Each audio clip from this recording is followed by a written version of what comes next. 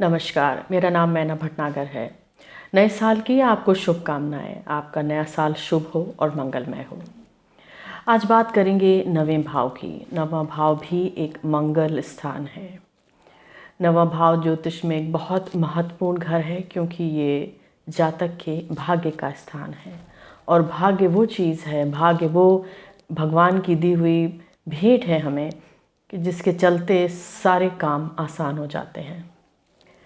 नवें भाव के कई अर्थ हैं और उसमें सबसे ज़्यादा प्रचलित अर्थ है यात्रा, धर्म, पिता और भाग्य। नवां भाव जिस भाव से संबंध बनाता है, यानी कि नवमेश पर या नवम भाव पर बैठे हुए ग्रह, इन सब का जब भी संबंध जिस अच्छे घर से बनता है, ये एक योग बनाता है। जैसे जब लगन से संबंध बनता है तो लगन को भाग्य का सहारा मिलता है, यानी लगन को भाग्य एक, आप कह सकते हैं, एक पुश दे देता है, उसको बहुत ज़िंदगी आसान कर देता है। यह है लगन और भाग्य। तो मुश्किलें ना होना, जीवन सरल हो जाना, हर एक से संबंध अच्छे होना, मुश्किलें ना होना, बहुत सारी चीज़ें। दूसरा भाव धन का भाव है, और जब दूसरे से संबंध बनाता है तो भाग्य और धन दोनों जुड़ते हैं। पंचम भाव मंत्र साधना, आराधना, अपनी खुशियाँ, बच्चे, इनका घर है। और एक त्रिकोण है, और त्रिकोण के साथ संबंध भी बहुत अच्छा है। नवमेश का नवम में बैठना बहुत अच्छा है। और नवम का जब दशम से संबंध है तो भाग्य और कर्म से संबंध है। चाहे नवमेश दशम में बैठें या दशमेश नवम में बैठें, दोनों स्थितियों में एक बहुत अच्छा योग है। और सोचिए एक उदाहरण के तौर पे कि जैसे कैप्रिकॉर्न यानी मकर नवें भाव में पड़ा, और एक्वेरियस यानी कुंभ राशि 10वें स्थान में बैठती है, और शनि लगन में चले गए, यानी लगन, नवम और दशम, कितना बड़ा योग बनेगा। ये वो योग है जहाँ लगन, दशम, नवम, भाग्य, जातक और कर्म तीनों बली हो गए। ऐसे योग से लोग साधारण जीवन नहीं जीते, वो असाधारण जीवन जीते हैं। हमारे प्रधानमंत्री की जन्मपत्री में भी कुछ ऐसा ही योग है, जहाँ लगन, दशम और नवम का संबंध है।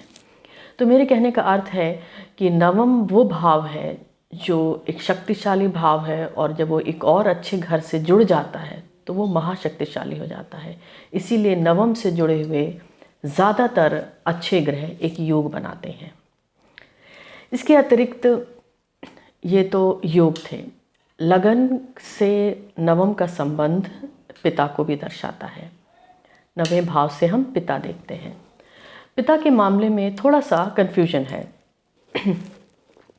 दक्षिण भारत में जो पिता हैं उसे दशम भाव से देखते हैं, और उत्तर भारत में नवम से।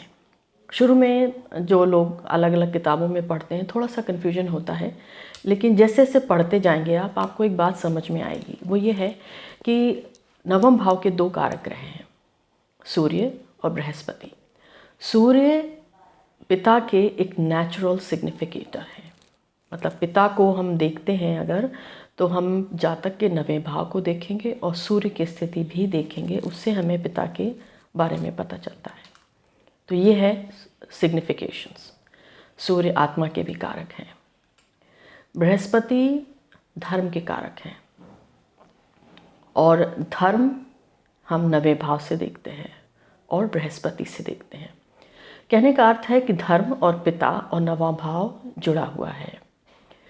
जब ये ज्योतिष लिखा गया, जब ऋषियों ने इसे लिखा, उस समय जीवन धर्म के अधीन था, और धर्म ही सर्वोपरि था।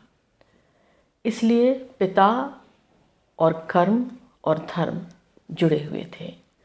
आज के संबंध में हम उतना नहीं कह सकते, लेकिन ज्योतिष हज़ारों साल पुराना है, और धर्म और मनुष्य जीवन के ऊपर ही आधारित है, और भाग्य निश्चित रूप से उसका एक सबसे मुख्य स्तंभ है।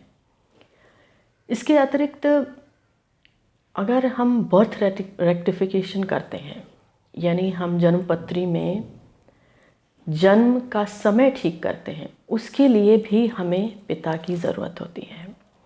तो पिता से यानी 9वें भाव से, लगन से और पिता की जन्मपत्री से भी हम लगन ठीक कर सकते हैं। सो कुल मिला के मेरा ये कहना है कि 9वें भाव से हम पिता को देखें तो वो उचित लगता है। इसके अतिरिक्त किसी भी जातक के जीवन में उसके पिता का बहुत बड़ा हाथ होता है। पिता से भाग्य मजबूत बनता है। तो ये था पिता और 9वें भाव के ऊपर।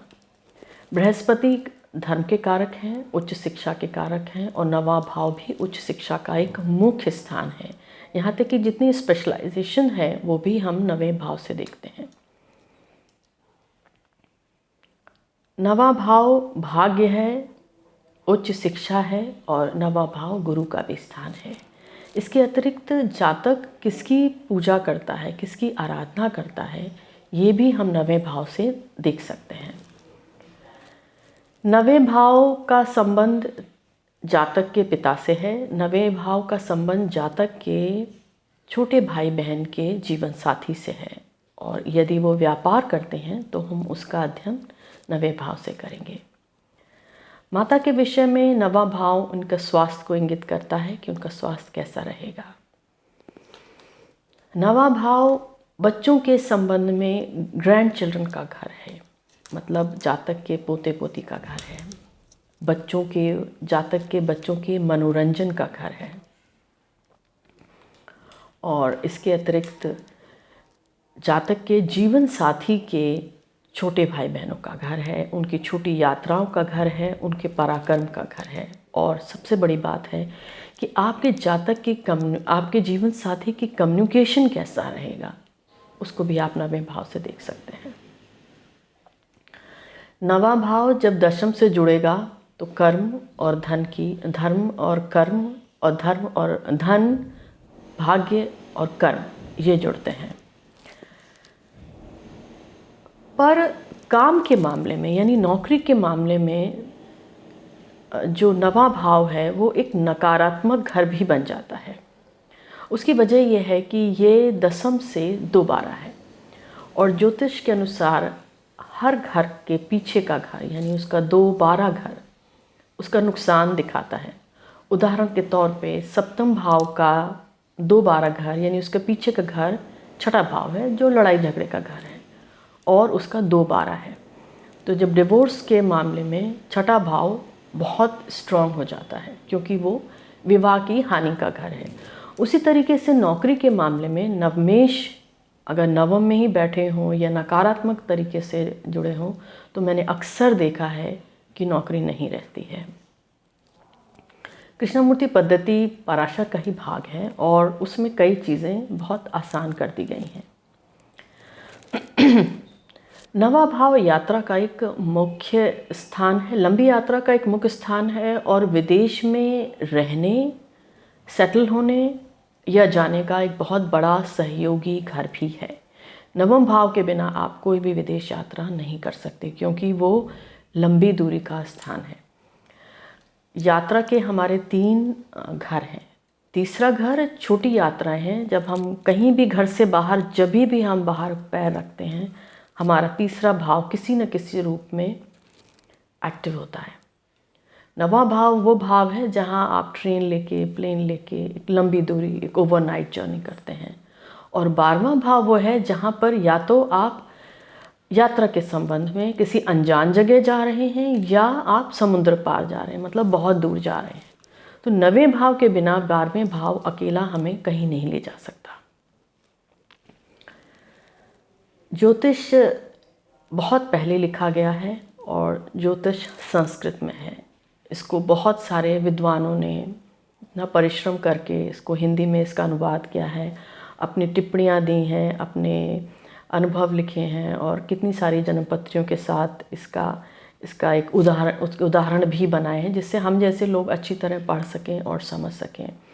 ज्योतिष 1-2 किताबों से या 1-2 सालों में नहीं आता। अगर आप सोचें कि आप ज्योतिष का क्रैश कोर्स कर लेंगे, ऐसा नहीं होता। इसके लिए समय, अध्ययन, अनुभव और उसके साथ एक थोड़ी बड़ी उम्र से मेरा मतलब है उसमें खर्च किए गए आपके 10-15 साल आपको बहुत मदद करते हैं। एक छोटे से समय में ज्योतिष सीखना आसान नहीं है, क्योंकि ज्योतिष खाली एक साइंस ही नहीं है। जैसे जैसे आप पढ़ेंगे आपको पता चलेगा कि इसमें एक ईश्वरीय ज्ञान भी है, और वो ज्ञान हम जब उसमें साधना करते हैं, और साधना से मेरा अर्थ है कि जितना ध्यान से हम उसको पढ़ते हैं, बिना किसी भी तरीके का जजमेंटल हुए, बिना किसी भेदभाव के, तब हमें वो अच्छी तरह समझ में आता है। अगर आप ज्योतिष और पढ़ना चाहते हैं, ज्योतिष को और समझना चाहते हैं, तो मेरे अनुभव में बीवी रमन की लिखी हुई कई किताबें बहुत अच्छी हैं, और उसमें उन्होंने बृहद जातक एक बहुत ज़रूरी किताब है, क्योंकि ये बहुत पुरानी किताब है। पुरानी से मेरा मतलब है कि ये जो मूल ज्योतिष है उन ज्योतिष की किताबों में से है। तो पराशर, बृहद जातकम, बृहद संहिता, ये बहुत पुरानी किताबें हैं। आप इनको पढ़ें, और इनको नहीं पढ़ सकते तो कुछ अच्छे विद्वान ज्योतिषी हैं जिन्होंने इनका अनुवाद किया है, जैसे बीवी रमन, उनकी प्रश्नमार्गा पढ़ें। तो ये वीडियो उनके लिए है जो ज्योतिष पढ़ते हैं या उसका शौक़ रखते हैं। और देखने सुनने के लिए बहुत बहुत धन्यवाद। कृपया मेरे वीडियो लाइक करें, सब्सक्राइब करें और बेल आइकन को प्रेस करें ताकि नए वीडियो आपको मिले। धन्यवाद। आपका नया साल शुभ हो।